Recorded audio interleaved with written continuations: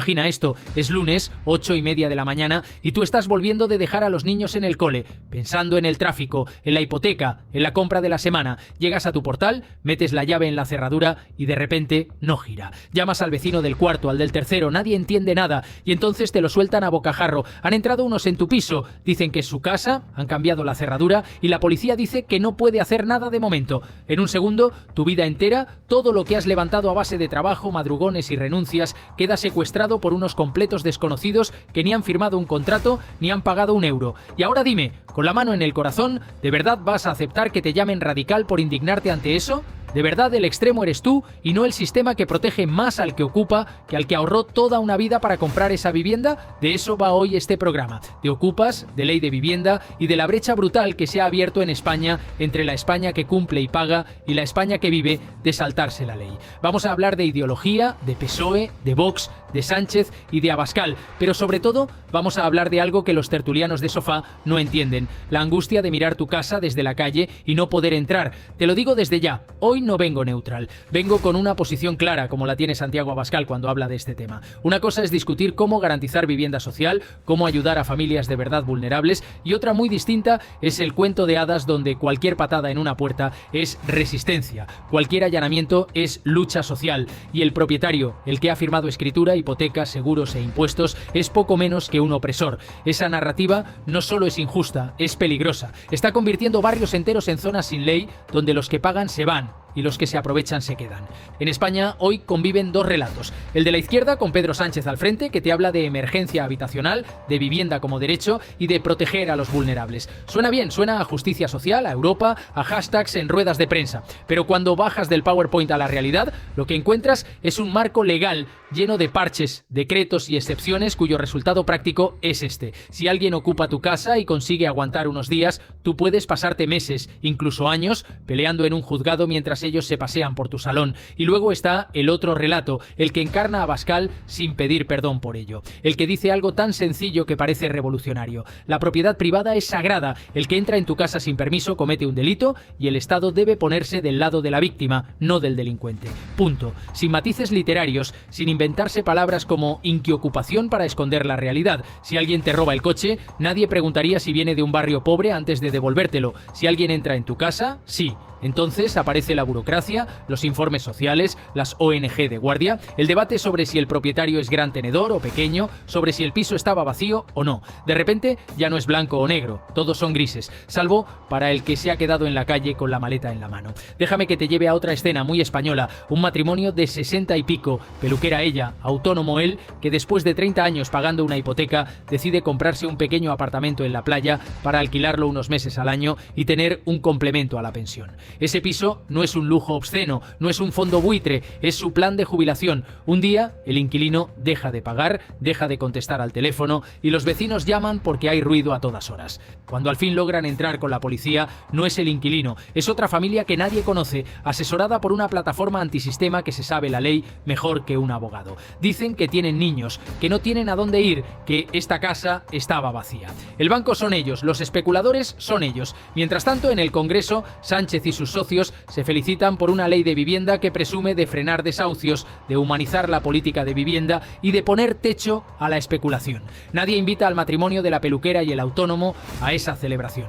Nadie les pone un micrófono para preguntarles qué se siente al pagar IBI, comunidad, derramas y reparaciones de un piso que no pueden pisar. A ellos se les reserva otro papel, el de villanos de una película que jamás han rodado. Es ahí donde la voz de Abascal irrumpe como un martillazo en la mesa. Desalojos exprés en horas, reforma del Código Penal, tolerancia cero con quienes hacen del asalto a propiedades un modo de vida. Y de nuevo la pregunta incómoda, ¿eso es extremismo o es simplemente sentido común que nadie más se atreve a enunciar? Porque alrededor de la ocupación hay negocio, estrategia política y una industria del victimismo. No hablamos solo de una familia puntual que se queda sin casa por un desahucio hipotecario, hablamos de grupos organizados que localizan pisos vacíos, se coordinan por Telegram, revientan puertas, cambian cerraduras y luego ofrecen regularizar la situación a cambio de dinero. Mafias que ocupan tu casa y después te la revenden emocionalmente presionándote con niños, con cámaras, con pancartas en el portal si intentas recuperarla. Mientras tanto, algunos partidos miran hacia otro lado porque esos colectivos les sirven de músculo en la calle, de agitadores, de carne de manifestación cuando hace falta montar ruido contra la derecha. Ahí es donde la posición de Vox, guste o no, resulta cristalina. No hay romanticismo posible en la foto de una familia sacando sus muebles a la acera porque unos desconocidos han decidido convertir su casa en un centro social. No hay épica en dejar a un anciano sin su piso mientras espera años a que un juez dicte sentencia. Por eso, Abascal repite siempre lo mismo: desalojo inmediato en cuanto se acredite la propiedad, endurecer las penas y fin de las ayudas públicas para quien ocupa ilegalmente. No es venganza, es un mensaje. El Estado no va a premiar al que se salta la ley, va a proteger al que la cumple. La izquierda responde con otro marco: demasiados pisos vacíos, demasiada gente sin techo. Según su relato, la ocupación no es el problema, es el síntoma de un sistema que permite que haya viviendas cerradas mientras hay listas de espera interminables para vivienda social. Hablan de penalizar a los grandes tenedores, de limitar precios, de poner orden al mercado. Sobre el papel suena razonable. El problema es que entre la teoría y la práctica hay un abismo. Cuando pones trabas a los propietarios, subes impuestos, complicas los desahucios y señalas al casero como enemigo de clase, lo que consigues no es más vivienda social, es que los propietarios huyan del mercado de alquiler. Dejan de alquilar por miedo a no poder echar a un inquilino moroso, por miedo a que les ocupen, por miedo a que una ley nueva les convierta de la noche a la mañana en gran tenedor, aunque solo tengan 2 pisos. Cuando la oferta de alquiler cae, los precios suben. Es economía básica. Y aquí viene la ironía. La ley que prometía bajar los alquileres está contribuyendo a subirlos en muchas zonas. Hay ciudades donde, tras declararse zona tensionada, la oferta de pisos en alquiler cayó en picado. ¿Quién sufre eso? No el fondo buitre con 5.000 viviendas y un equipo de abogados, sino el joven precario que buscaba un estudio y ahora no encuentra nada. Mientras tanto, Vox propone otra cosa: un país donde invertir en vivienda y alquilar no sea un riesgo existencial. Eso implica un marco legal claro, predecible, que proteja al que cumple y castigue al que no.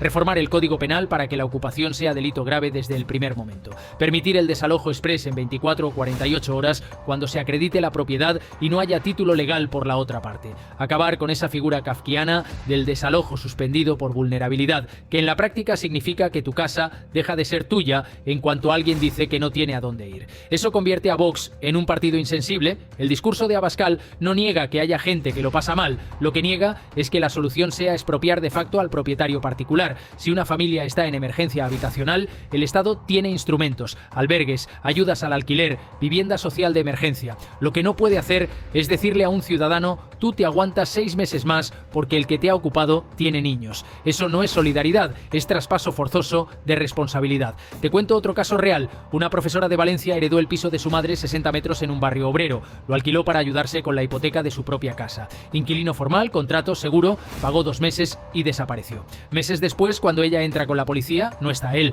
hay otra familia, sin contrato, sin nada. Alegan que el anterior inquilino les traspasó la vivienda. Ella denuncia, empieza el calvario judicial, los ocupas se asesoran, presentan informe de servicios sociales, el juez suspende el lanzamiento por vulnerabilidad. Más de un año después siguen dentro, ella sigue pagando comunidad, IBI, derramas, el piso de su madre convertido en campo de batalla. ¿De verdad alguien se atreve a decirle que el problema es que ella es propietaria privilegiada? Ese caso no sale en los discursos de Sánchez, no abre telediarios, porque no encaja en el relato cómodo. Es mucho más fácil poner en pantalla a una familia con niños desahuciada por un banco que a una maestra que no puede sacar a unos desconocidos de la casa de su madre. Vox habla de la segunda, el gobierno solo de la primera. Ninguno miente, pero uno te sirve solo media verdad, y media verdad en política es casi peor que una mentira entera. Volvamos al Congreso, porque ahí es donde se decide si tu llave abrirá o no tu puerta. Cada vez que Vox presenta una iniciativa contra la ocupación, los titulares son: la ultraderecha quiere criminalizar la pobreza. Sin embargo, el texto no habla de pobres ni de ricos, habla de quien entra sin permiso y de quien se queda sin su casa,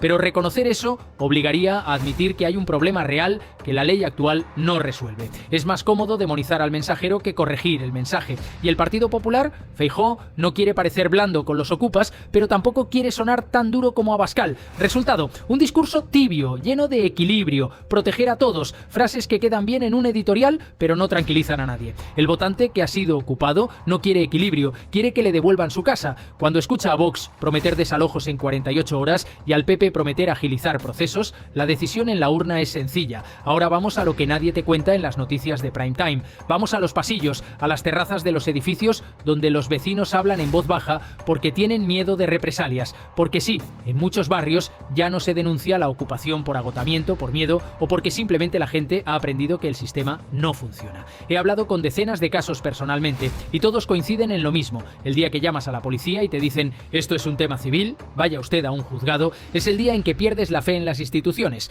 No porque los policías sean malos, sino porque están atados de pies y manos por una legislación que prioriza el garantismo extremo con quien ocupa y deja en la indefensión total a quien es ocupado. Te voy a contar otra historia que me llegó hace poco. Un jubilado de Alicante, electricista toda su vida, que compró un pequeño bajo comercial en los años 90 con la idea de alquilarlo cuando se jubilara y vivir de esa renta. Lo alquiló a un negocio de alimentación. Todo legal, todo en regla. El negocio cerró por la pandemia, el dueño le devolvió las llaves y a la semana siguiente, cuando fue a limpiar el local para volver a ponerlo en alquiler, se encontró con que habían forzado la puerta y dentro había 3 personas viviendo. Colchones en el suelo, ropa colgada, una cocina de camping gas. Llamó a la policía. Le dijeron que sin orden judicial no podían hacer nada. Llamó a un abogado. Le dijeron que el proceso podía tardar entre 6 meses y un año. Un año. Mientras tanto, esas personas seguían usando su electricidad, su agua, ensuciando su local y él, un hombre de 70 años que había trabajado desde los 14, tenía que seguir pagando el IBI de un local que ni siquiera podía usar.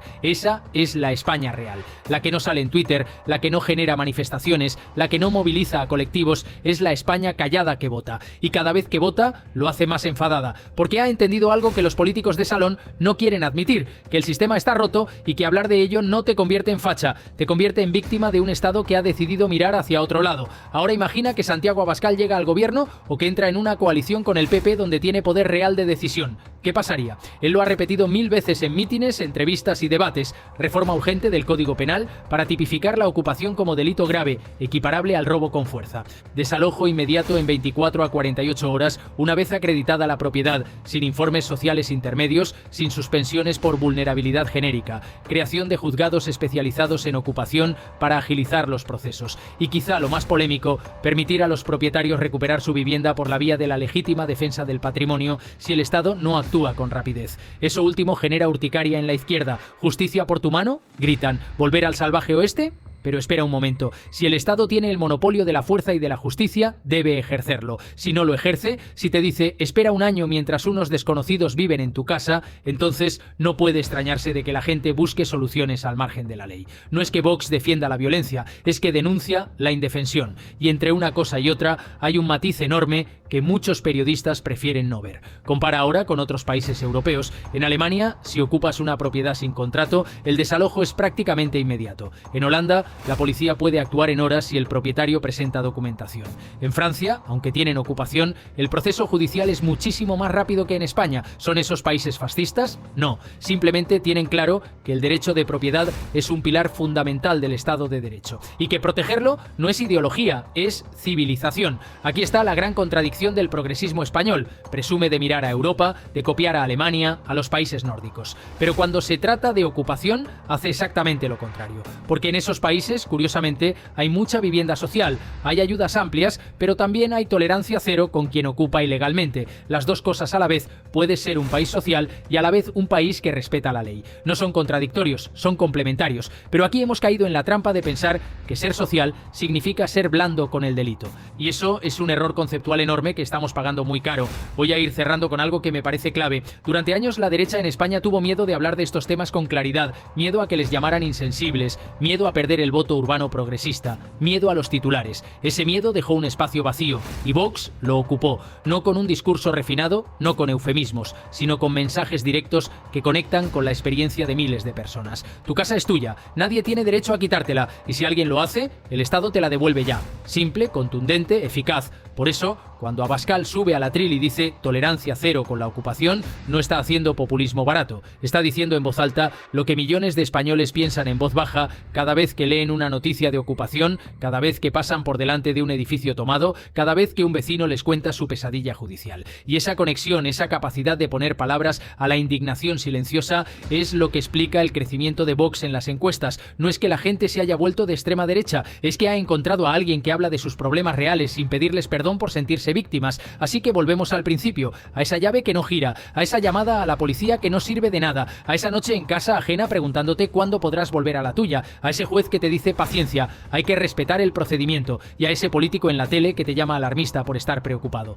La pregunta final es esta: ¿de qué lado quieres que esté la ley? ¿Del lado del que trabaja, ahorra, firma, paga impuestos y cumple las reglas, o del lado del que salta esas reglas y luego se escuda en la vulnerabilidad para quedarse impune? Porque esa es la España que estamos construyendo ahora mismo, con cada sentencia, con cada decreto, con cada titular. Y dentro de 10 años, cuando mires atrás, vas a saber exactamente en qué momento se torció todo. Fue cuando decidimos que proteger al propietario era de derechas y proteger al ocupa era de izquierdas. Cuando convertimos un tema de ley y orden en un tema ideológico. Cuando dejamos de llamar a las cosas por su nombre. Y sí, hoy he hablado desde la posición de Santiago Abascal, no porque sea mi líder, ni porque piense que Vox tiene razón en todo, sino porque en este tema concreto, en los ocupas y en la ley de vivienda, su mensaje es el único que le dice a esa mayoría silenciosa lo que necesita oír. Que no está loca, que no está sola y que su indignación es legítima. Porque al final esto no va de ideología, va de algo mucho más simple y mucho más profundo, de poder meter tu llave en tu cerradura y saber que va a girar. Hoy, mañana y siempre.